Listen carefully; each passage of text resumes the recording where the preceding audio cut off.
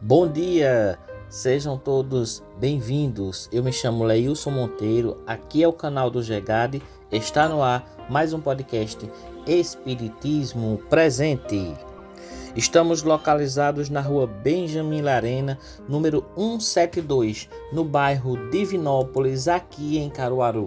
Na mesma rua das borracharias 24 horas, ali perto da agência do INSS da nossa cidade e paralela à Avenida Rui Barbosa. Nossas reuniões públicas acontecem todas as quartas e sextas-feiras, das 20 às 21 horas. Siga-nos nas nossas plataformas YouTube, Facebook e Instagram, @GEGAD Espírita. Nesse domingo, 26 de setembro de 2021, estamos recebendo o trabalhador da casa, Robson Santos, para participar do nosso podcast dessa semana. E o tema é: o que é uma reunião mediúnica? Bom dia, Robson. Seja bem-vindo. Agora é com você. Bom dia, boa tarde, boa noite ou boa madrugada, conforme você esteja ouvindo este podcast do Grupo Espírita Gabriel Delane. Eu sou Robson Santos e estou aqui mais uma vez para falar com vocês sobre um dos tópicos do Espiritismo, que é a reunião mediúnica. A reunião mediúnica é uma sessão privativa. Ela não é pública, ela é privativa, ela é privada. Ela é realizada com alguns membros da casa espírita, constituída por um coordenador que vai dirigir as atividades e pelos médiuns iniciantes, médiuns em formação e médiuns experientes. A formação de uma reunião mediúnica, ela está respaldada em O Livro dos Médiuns. Inclusive, o título do livro, ou melhor, o subtítulo do livro, O Livro dos Médiuns, é Guia dos Médiuns e dos Evocadores. O Sr. Allan Kardec coloca assim no frontispício deste livro, contendo o ensinamento especial dos espíritos sobre a teoria de todos os gêneros de manifestações, os meios de comunicação com o mundo invisível, o desenvolvimento da mediunidade, as dificuldades e os obstáculos que se podem encontrar na prática do Espiritismo, em continuação de O Livro dos Espíritos. Então, é aqui nesta obra que o Sr. Allan Kardec, na segunda parte, vai, através de vários capítulos, dar orientações precisas, orientações que são seguras para a educação da mediunidade. Nós começamos, por exemplo, com o capítulo 17, Formação dos Médiuns. Aqui, o Sr. Allan Kardec vai explicar sobre o desenvolvimento da mediunidade, principalmente a psicográfica. Ele vai falar também, referindo-se indiretamente à reunião mediúnica, no capítulo 24, Identidade dos Espíritos. O capítulo 25, das evocações, como dialogar com os espíritos, como evocar os espíritos. No capítulo 26, perguntas que se podem dirigir aos espíritos. Como dialogar com os espíritos? O livro O Céu e o Inferno é uma demonstração de uma reunião mediúnica, em que o Sr. Allan Kardec dialoga com os espíritos, conversa com eles.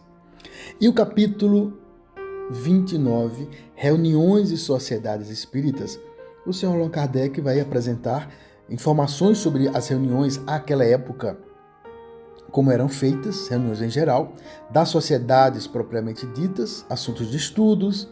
Vai falar também no capítulo 30, Regulamento da Sociedade Parisiense de Estudos Espíritas. Esse capítulo 30, ele se torna como que um modelo para as futuras instituições que, dali em diante, começaram a funcionar. Então, a reunião mediúnica é esse espaço, é esse momento em que os espíritos dialogam com os encarnados. São poucas as sociedades, as aglomerações humanas que permitem o diálogo com os espíritos, considerando-os como seres humanos, apenas destituídos do corpo físico. Nós vamos encontrar fenomenologia semelhante nas casas de Umbanda, de Candomblé, em outros movimentos esotéricos. No entanto, todos esses, mesmo dialogando e conversando com entidades extracorpóreas, tanto na Umbanda, no Candomblé e em outros ambientes esotéricos, dialogam com essas entidades como se fossem seres à partes, divindades. No entanto, somente no movimento espírita, somente com o espiritismo, é que nós temos esse espaço no ambiente terreno em que os espíritos se aproximam dos médiuns, conversam através deles pela psicofonia ou deixam as suas mensagens pela psicografia. Esses são os dois fenômenos mais comuns: a psicofonia, em que os espíritos se aproximam do médium e, através do órgão fonador, ele transmite as ideias, os pensamentos, e o médium fala. A outra é a psicografia, em que o espírito comunicante aproxima-se do médium, como que magnetiza-lhe o plexo, que comanda o braço, as mãos, e aí então ele psicografa. De uma forma mecânica, semimecânica.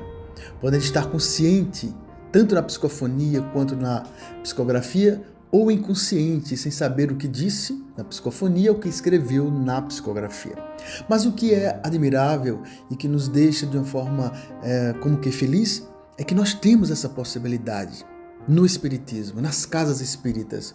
Logicamente, num ambiente privativo, porque não é permitido para o público. O público muitas vezes vai ficar curioso, fazer perguntas, ficar ali com pensamentos diferentes, pela seriedade que uma reunião mediúnica requer. Então nós temos na reunião mediúnica esse espaço de 1h30, 2 horas, a depender das constituições das casas espíritas, em que nós vamos desenvolver, nós vamos educar a mediunidade. O senhor Allan Kardec utilizou bem esse termo, desenvolver, porque considerava como uma faculdade e muitas vezes estava como que em potencial. E é também um laboratório, não deixa de ser. Há possibilidade de pessoas que têm rudimentos da mediunidade e que, participando de uma reunião séria, ao longo do tempo, vai desenvolvendo percepções extrasensoriais, intuições, e torna-se, posteriormente, médiuns seguros. Aqueles que já têm uma mediunidade mais acentuada é na reunião mediúnica, através do estudo, através de uma disciplina, através de uma assunção de uma ética moral, que o indivíduo, então, vai se tornar um instrumento adequado para que os espíritos superiores possam dialogar e também trazer espíritos sofredores.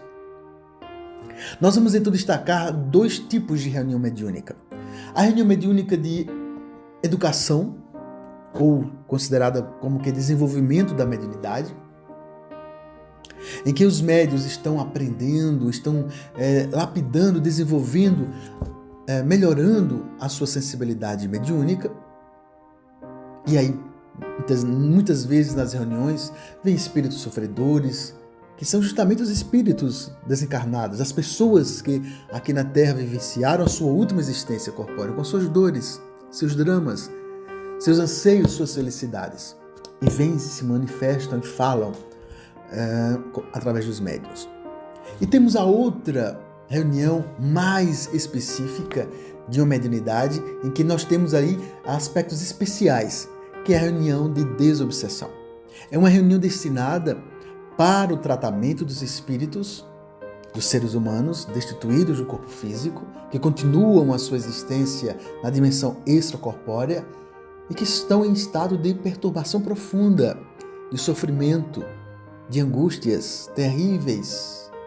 Muitos cometeram suicídios, crimes horrendos,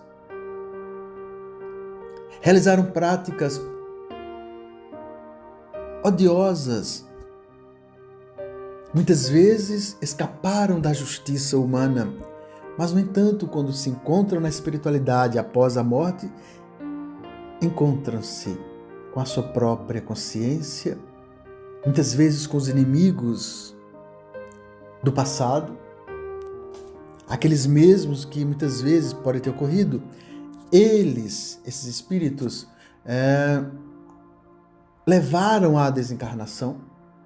E aí nós vamos ver os chamados espíritos obsessores, os espíritos obsidiados, os espíritos que estão em processo de sintonia um com o outro de uma forma perturbadora, constringente. E é justamente na reunião de desobsessão em que temos a figura do dialogador. Antigamente chamava-se doutrinador. Atualmente, modificamos a nomenclatura para o dialogador. É o dialogador fraterno, que vai conversar com o espírito obsessor, que muitas vezes está no estado de profunda sintonia com o encarnado, perturbando-o. E é na reunião de desobsessão que acontece esse processo cirúrgico de separação do espírito obsessor do obsidiado. Então, em muitas casas espíritas tem esses dois tipos de reunião, a reunião mediúnica e a reunião de desobsessão. Outras casas, por questões de tempo, de horário, de local, entre outras, fazem numa mesma reunião essas duas modalidades, a de estudo, desenvolvimento e também, concomitantemente, a de desobsessão.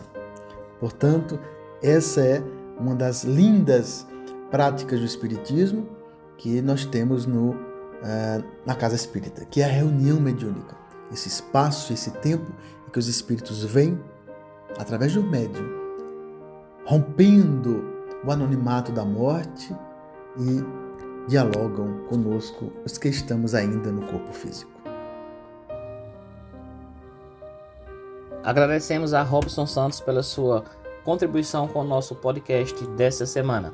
Na próxima quarta-feira, dia 29 de setembro, teremos Valderi Ventura, dando continuidade ao Evangelho segundo Marcos por Emmanuel. E hoje, último domingo do mês de setembro, estaremos em mais uma campanha Gegade Solidário. Vamos ao encontro de pessoas em situação de rua.